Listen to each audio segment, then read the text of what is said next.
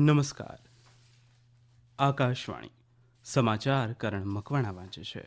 સૌપ્રથમ મુખ્ય સમાચાર. પ્રધાનમંત્રી નરેન્દ્ર મોદી આજે તેલંગાણાના 6,800 કરોડ રૂપિયાની પરિયોજનાઓ રાષ્ટ્રને સમર્પિત કરશે. ઓડિશામાં ચંદીખોલ ખાતે 19,600 કરોડ રૂપિયાના બહુવિધ વિકાસલક્ષી પ્રોજેક્ટ્સનું ઉદ્ઘાટન અને શિલાન્યાસ કરશે. પ્રધાનમંત્રી નરેન્દ્ર મોદીએ ગઈકાલે તમિલનાડુના કલ્પકમ ખાતે ભારતના પ્રથમ સ્વદેશી પ્રોટોટાઇપ ફાસ્ટ બ્રીડર રિએક્ટરના લોકાર્પણના સાક્ષી બન્યા.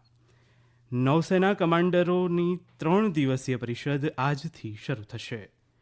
ભારત ફ્રાન્સ દ્વિપક્ષીય સંવાદમાં નિશસ્ત્રીકરણ, અવકાશ, સુરક્ષા સહિતના સંરક્ષણ મુદ્દે ચર્ચાઓ કરાઈ. હવામાન વિભાગે આજથી પશ્ચિમ હિમાલયના ક્ષેત્રમાં ફરીથી વરસાદ અને હિમવર્ષાની આગાહી કરી છે.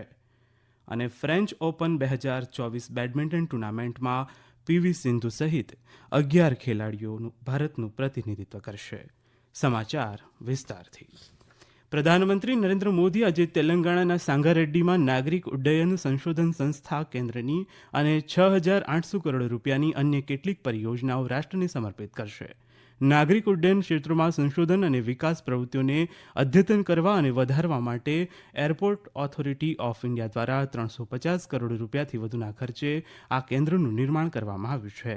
Shri Modi road, rail, petroleum અને કુદરતી ગેસ જેવા બહુવિધ ચાવીરૂપ ક્ષેત્રોની અન્ય કેટલીક પરિયોજનાઓ રાષ્ટ્રને સમર્પિત કરશે અને શિલાન્યાસ કરશે.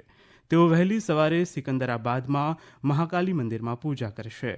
દરમિયાન ગઈકાલે પ્રધાનમંત્રીએ અદિલાબાદમાં 56,000 કરોડથી વધુના મૂલ્યના બહુવિધ પરિયોજનાઓનું ઉદ્ઘાટન કર્યું અને એક જાહેર સભાને સંબોધિત કરી હતી. આ સાથે પ્રધાનમંત્રી આજે બપોરે ઓડિશાની મુલાકાતે પહોંચશે અને જાજપુર જિલ્લાના ચંદીખોલ ખાતે 19,600 કરોડ રૂપિયાના બહુવિધ વિકાસલક્ષી પ્રોજેક્ટનું ઉદ્ઘાટન અને શિલાન્યાસ કરશે. આ પ્રોજેક્ટ તેલ અને ગેસ, રેલવે, માર્ગ પરિવહન, રાષ્ટ્રીય ધોરીમાર્ગો અને અણુ ઉર્જા સહિતના વિવિધ ક્ષેત્રો સાથે સંબંધિત છે. શ્રી મોદી પારાદીપ હરિદાસપુર લાઇન પર મેમુ ટ્રેનને પણ લીલી ઝંડી બતાવી પ્રસ્થાન કરાવશે. પ્રધાનમંત્રી નરેન્દ્ર મોદીએ ગઈકાલે તમિલનાડુના કલ્પકમ ખાતે ભારતના પ્રથમ સ્વદેશી પ્રોટોટાઇપ ફાસ્ટ બ્રીડર રિએક્ટરના લોકાર્પણના સાક્ષી બન્યા હતા. આ રિએક્ટર 500 મેગાવોટ વીજળી ઉત્પન્ન કરવાની ક્ષમતા ધરાવે છે. સૂક્ષ્મ, લઘુ અને મધ્યમ ઉદ્યોગ સાહસિકો સહિત 200થી વધુ ભારતીય ઉદ્યોગોએ તેના નિર્માણમાં નોંધપાત્ર યોગદાન આપ્યું છે. આ પ્રસંગે પરમાણુ ઉર્જા કાર્યક્રમમાં ભારતની નોંધપાત્ર પ્રગતિ દર્શાવવામાં આવી છે. નૌસેનાના કમાન્ડરોની 3 દિવસીય પરિષદ આજથી શરૂ થશે. સંરક્ષણ મંત્રી રાજનાથસિંહ વિમાનવાહક જહાજો આઈએનએસ વિક્રાંત અને આઈએનએસ વિક્રમાદિત્યની લડાયક ક્ષમતાને નિહાળવા માટે સમુદ્રમાં નૌકા વિહાર કરીને પરિષદને સંબોધિત કરશે. આ પરિષદ કમાન્ડરોને દરિયાઈ સુરક્ષા સંબંધિત મુદ્દાઓ પર વ્યૂહાત્મક સંચાલન અને વહીવટી બાબતો પર ચર્ચા કરવા માટે એક મંચ પ્રદાન કરશે. આ પ્રથમ પરિષદની આવૃત્તિ વર્ચ્યુઅલ અને વ્યક્તિગત બંને સ્વરૂપમાં હશે અને ઉદ્ઘાટન સત્ર સમુદ્રમાં જહાજ પર યોજાઈ રહ્યું છે. સંરક્ષણ વડાઓ અને ભારતીય સેના અને વાયુસેનાના વડાઓ પણ નેવલ કમાન્ડરો સાથે ચર્ચામાં જોડાશે અને સમાન રાષ્ટ્રીય સુરક્ષા પરિપ્રેક્ષ્ય પર ત્રણેય સેનાઓની ભૂમિકા અંગે ચર્ચા કરશે. નાણામંત્રી નિર્મલા સીતારમણે ગઈકાલે નવી દિલ્હીમાં રાજ્ય અને કેન્દ્રીય વસ્તુ સેવા કર અમલીકરણ અધિકારીઓની રાષ્ટ્રીય પરિષદના ઉદ્ઘાટન સત્રની અધ્યક્ષતા કરી હતી, જેમાં જીએસટી ચોરી અને નકલી ઇન્વોઇસિંગની રોકથામ પર ચર્ચા કરવામાં આવી. કેન્દ્ર અને રાજ્ય જીએસટી અમલીકરણ સત્તાવાળાઓ બંને માટે શ્રેષ્ઠ પ્રથાઓનું આદાન પ્રદાન કરવા, પરસ્પર શિક્ષણને પ્રોત્સાહન આપવા અને જીએસટી વહીવટને સામૂહિક રીતે મજબૂત કરવા આ પરિષદ મહત્વપૂર્ણ ગણાય છે. ભાજપે કોંગ્રેસ નેતા રાહુલ ગાંધી પર ભારતમાં બેરોજગારીનો દર પાકિસ્તાન કરતાં બમણો હોવાના દાવા અંગે શ્રી ગાંધી પર આકરા પ્રહારો કર્યા છે. નવી દિલ્હીમાં મીડિયાને સંબોધતા પક્ષ પ્રવક્તા પ્રત્યુષ કંથે જણાવ્યું કે પાકિસ્તાનમાં 40% લોકો ગરીબી રેખા નીચે જીવે છે. આવી સરખામણી કરવી એ શ્રી ગાંધીની સમજણ દર્શાવે છે. તેમણે આક્ષેપ કર્યો હતો કે કોંગ્રેસ નેતા દ્વારા ભારતની તુલના પાકિસ્તાનની અર્થવ્યવસ્થા સાથે તૃષ્ટિકરણની રાજનીતિની માનસિકતાથી થાય છે. વિદેશમંત્રી ડોક્ટર એસ જયશંકરે ફ્રાન્સના વિદેશ મંત્રાલયના મહાસચિવ એન મેરી ડેસ્કોટ સાથે મુલાકાત કરી હતી. બંને દેશોએ પરમાણુ, રાસાયણિક અને જૈવિક શસ્ત્રોના ક્ષેત્રમાં નિશસ્ત્રીકરણ સંબંધિત મુદ્દાઓ પર ચર્ચા કરી હતી. આ ઉપરાંત બાહ્ય અવકાશ સુરક્ષા, લશ્કરી ક્ષેત્રમાં કૃત્રિમ બુદ્ધિમત્તા સહિત પરંપરાગત શસ્ત્રો અને ઘાતક ઓટોનોમસ વેપન સિસ્ટમ્સ અને બહુપક્ષીય નિકાસ નિયંત્રણ શાસન સંબંધિત અપ્રસારના ક્ષેત્રમાં વિકાસ અંગે વિચાર વિમર્શ કરવામાં આવ્યો હતો. આ પ્રસંગે શ્રી જયશંકરે કહ્યું કે ભારત અને ફ્રાન્સ વચ્ચે વ્યૂહાત્મક ભાગીદારી સતત મજબૂત થઈ રહી છે. તેમણે વિશ્વાસ વ્યક્ત કર્યો કે વિદેશી બાબતો અને વ્યૂહાત્મક સંવાદના વિષયો તેને વધુ વેગ આપશે. આ સમાચાર આપ આકાશવાણી પરથી સાંભળી રહ્યા છો.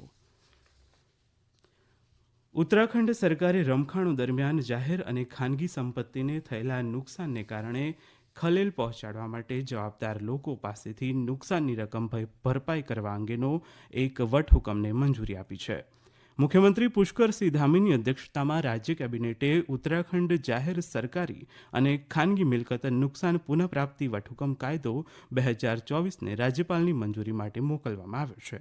રાજ્ય સરકાર દ્વારા જારી કરવામાં આવેલા એક નિવેદન મુજબ જો કોઈ રમખાણ દરમિયાન ઘાયલ થાય તો સારવારનો સંપૂર્ણ ખર્ચ પણ જવાબદારો પાસેથી વસૂલવામાં આવશે. પેરિસમાં આજથી શરૂ થનારી ફ્રેન્ચ ઓપન 2024 બેડમિન્ટન ટુર્નામેન્ટમાં પીવી સિંધુ સહિત 11 ખેલાડીઓ ભારતનું પ્રતિનિધિત્વ કરશે. આ સ્પર્ધામાં પીવી સિંધુ મહિલા સિંગલ્સના પ્રારંભિક તબક્કામાં કેનેડાની મિશેલ લી સામે ટકરાશે. પુરુષ ડબલ્સમાં સાત્વિક સાઈરાજ રેન્કીરેડ્ડી અને ચિરાગ શેટ્ટીની જોડી મલેશિયાના ઓંગ યુ સિન અને ટીઓ યી સામે રમશે. પ્રિયાંશુ રાજાવત તેના ફ્રેન્ચ ઓપન અભિયાનની શરૂઆત વિશ્વના નંબર 1 વિક્ટર એક્સેલ્સન સામે કરશે, જ્યારે કિદામ્બી શ્રીકાંતનો મુકાબલો વિશ્વના નંબર 14 ચૌ ટી ચેન સામે થશે. આ ઉપરાંત એચએસ પ્રણય સહિતના ખેલાડીઓ સ્પર્ધાના વિવિધ તબક્કામાં તેમના પ્રતિદ્વંદીઓ સામે રમશે.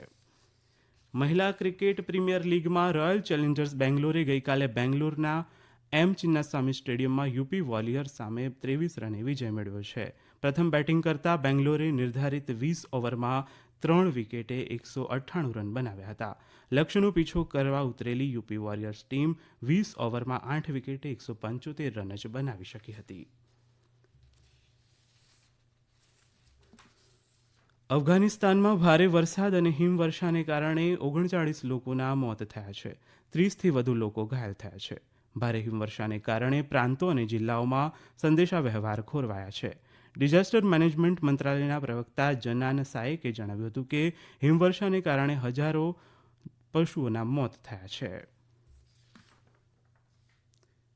ભારતીય પુરુષ અને મહિલા ટેબલ ટેનિસ ટીમોએ પ્રથમ વખત ઓલિમ્પિક માટે ક્વોલિફાય થઈને ઇતિહાસ રચ્યો છે. ભારતીય પુરુષ ટીમ રેન્કિંગમાં 15મા ક્રમે અને ભારતીય મહિલા ટીમે 13મા ક્રમે આવતા ક્વોટા સુરક્ષિત કર્યો છે. પેરિસ ઓલિમ્પિકમાં કુલ 16 ટેબલ ટેનિસ ટીમો ભાગ લેશે. કોલસા મંત્રાલયે કોર્પોરેટને ફાયદો પહોંચાડવા માટે પશ્ચિમ બંગાળની વીજ કંપનીને કોલસાની હરાજી માટે પ્રતિબંધિત કરવામાં આવ્યા હોવાના મીડિયા અહેવાલોને ખોટા અને પાયાવિહોણા ગણાવ્યા છે. ઉલ્લેખનીય છે કે એવા આક્ષેપો હતા કે કોલસા મંત્રાલયે પશ્ચિમ બંગાળ સ્થિત કોલસાની ખાણોની હરાજીમાં ભાગ લેવાથી પશ્ચિમ બંગાળ પાવર કોર્પોરેશન લિમિટેડને અયોગ્ય ઠેરવ્યું હતું. વિભાગે આજથી ગુરુવાર સુધી પશ્ચિમ હિમાલયના ક્ષેત્રમાં વરસાદ અને હિમવર્ષાની આગાહી કરી છે. જમ્મુ કાશ્મીર, લદ્દાખ, ગિલગિટ, મુઝફ્ફરાબાદ, હિમાચલ પ્રદેશ અને ઉત્તરાખંડમાં હળવાથી મધ્યમ વરસાદની શક્યતા છે. હવામાન ખાતાની આગાહી પ્રમાણે આજથી પશ્ચિમ હિમાલયન ક્ષેત્રને વેસ્ટર્ન ડિસ્ટર્બન્સની અસર થવાની સંભાવના છે. હવામાન કચેરીએ આગામી 3 દિવસ દરમિયાન અરુણાચલ પ્રદેશમાં છૂટાછવાયા હળવા વરસાદની આગાહી કરી છે. અંતમાં મુખ્ય સમાચાર. પ્રધાનમંત્રી નરેન્દ્ર મોદી આજે તેલંગાણામાં 6,800 કરોડ રૂપિયાની પરિયોજનાઓ રાષ્ટ્રને સમર્પિત કરશે. ઓડિશામાં ચંદીખોલ ખાતે 19,600 કરોડ રૂપિયાના બહુવિધ વિકાસલક્ષી પ્રોજેક્ટ્સનું ઉદ્ઘાટન અને શિલાન્યાસ કરશે. પ્રધાનમંત્રી નરેન્દ્ર મોદી ગઈકાલે તમિલનાડુના કલ્પકમ ખાતે ભારતના પ્રથમ સ્વદેશી પ્રોટોટાઇપ ફાસ્ટ બ્રીડર રિએક્ટરના લોકાર્પણના સાક્ષી બન્યા હતા. નૌસેનાના કમાન્ડરોની 3 દિવસીય પરિષદ આજથી શરૂ થશે.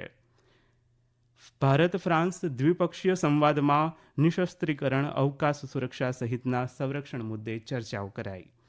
આકાશવાણી પરથી સમાચાર પૂરા થયા.